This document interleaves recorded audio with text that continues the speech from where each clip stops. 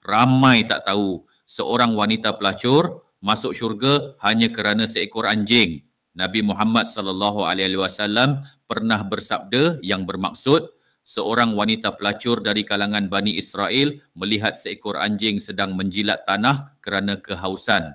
Dia pun membuka kasutnya lalu menggunakan kasut itu untuk mencedok air dan memberi minum kepada anjing itu, maka Allah mengampuni dosanya dan memasukkannya ke dalam syurga. Riwayat Al-Bukhari dan Muslim sahih. Dia ternampak seekor anjing kehausan, menjilat tanah, dia ceduk air dengan kasutnya, beri minum anjing tu, lalu Allah ampunkan semua dosanya dan masukkan dia ke dalam syurga. Apa pengajarannya untuk kita hari ini? Ikhlas. Dia tak harap balasan. Ihsan. Walau pada seekor anjing. Rahmat Allah sangat luas. Amal kecil pun boleh jadi tiket ke syurga. Jangan pandang remeh pada amalan yang kita rasa ianya kecil.